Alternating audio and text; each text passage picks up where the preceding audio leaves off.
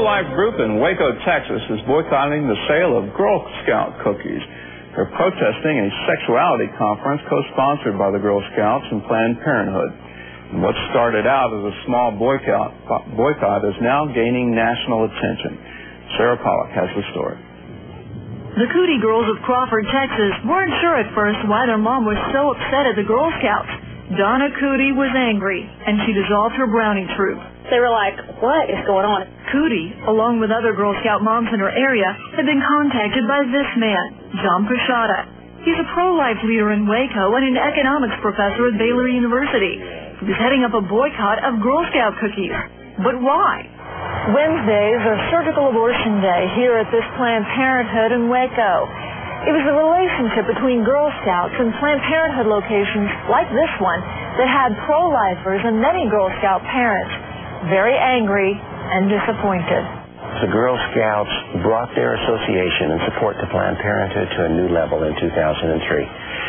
And they designated as a woman of distinction in May of 2003 the executive director of Planned Parenthood of Central Texas. So we're talking about the CEO of the abortion clinic as someone to be a role model for young girls.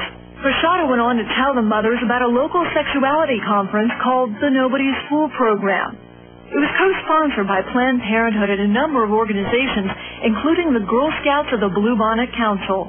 At this Nobody's Fool program, it reached a new level, a new low this year, and they gave away at this program to youngsters in grades 7 through 9 the book, It's Perfectly Normal.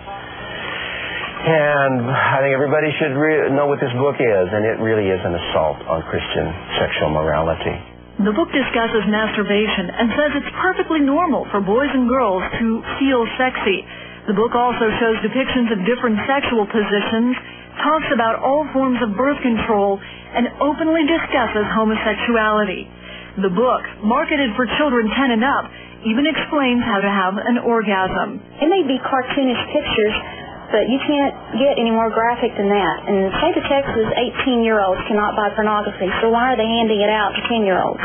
One of the most disturbing parts of the book, say parents, is a list of the top 9 reasons to have an abortion, including if the parents didn't have enough time or money to take good care of a baby, if the parents felt too young to be parents, or if the girl or woman simply did not want to become pregnant. All of this made a number of moms decide to take their kids out of Girl Scouts. When I decided to become a Brownie leader, they did a background check on me. Well, I always say I made the mistake. I didn't do one on them. Because if I had, maybe I would have been informed a lot sooner and not involved my children and found out what direction they're going. Cootie then had the task of explaining that to her kids. We mainly just told them, about the Planned Parenthood, and unfortunately I had to educate my children on what an abortion was. They didn't know what that was, but they do now.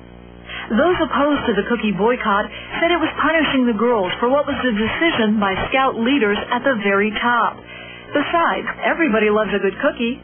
Bill Thrasher is the general manager of Christian radio station KBGE in Waco. He agreed to carry public service announcements about the cookie boycott on his station. Thrasher says the boycott was more about educating the public than hurting the kids' cookie sale. It was risky, but, we felt that we had to take that risk because it was important to save the lives of unborn children in our community and to help protect young people, especially children, 6th, 7th grade, from this explicit sexual education that Planned Parenthood is providing them in this community. But the connection between Girl Scouts and Planned Parenthood goes much deeper than this one small community. When confronted with the issue on the Today Show, the CEO of the Girl Scouts USA, Kathy Cloninger, said, "We have relationships with our church communities, with YMCAs, and with Planned Parenthood organizations across the country to bring information-based sex education programs to girls." That piqued the interest of Jim Sedlak, the head of the American Life League's Stop International. He noticed that Cloninger never mentioned how many or which troops were cooperating with Planned Parenthood.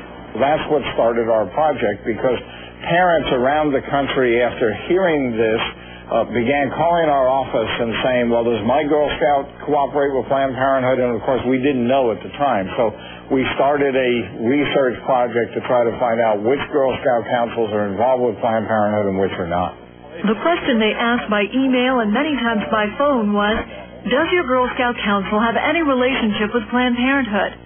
But many of the 315 Girl Scout councils refused to participate in the survey. Sedlak says he thinks the head office in New York told the local councils not to answer.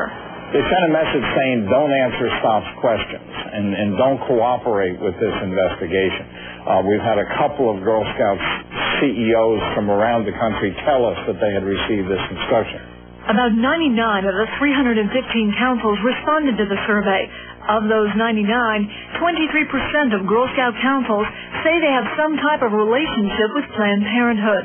And in some Girl Scout councils, kids can work towards earning their Becoming a Teen badge by attending lectures and seminars given by Planned Parenthood. The Girl Scouts denied CBN News an on-camera interview, but did offer us a statement in response to the Stop International survey. They said councils generally don't respond to such actions so that they might better keep their limited resources focused on their mission of serving girls and inspiring girls to their higher ideals. But it seems many Christian parents don't agree with those ideals now that they've discovered the association with an abortion provider. Well, as long as your daughter wears that seal on her vest, she's part of that organization, which means that she agrees with what's going on within it. I'm not going to expose my kids to that, and I would hope other mothers would understand the issues and not expose their children. Armed with this new information, many parents like the Cooties have opted for Christian alternatives to the Girl Scouts.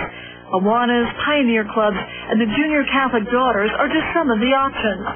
The Cooties chose to go with the American Heritage Girls, and they'll be watching to see whether their stand will at all alter the course of the Girl Scouts, a group that at one time represented their values. To serve God and my country. Sarah Pollock, CBN News, Waco, Texas. Girl Scout cookie sales in Waco actually went up 2% during the cookie selling season this year, but the organizers are saying the boycott was not a failure. As a result of the boycott, the Girl Scout Blue Bonnet Council in Waco has broken ties with Planned Parenthood. For more information on this story, you can visit our website, cbn.com, and we'll connect you with the other websites so that you can find out if your Girl Scout council is part of this. And if you don't know and you can't find out from that survey, I encourage parents across America to get involved. Find out what it is they're actually doing with your kids, because if they're teaching sex ed to 7-year-olds, 8-year-olds, and 9-year-olds, that's not a place where I want my children. Terry, over to you.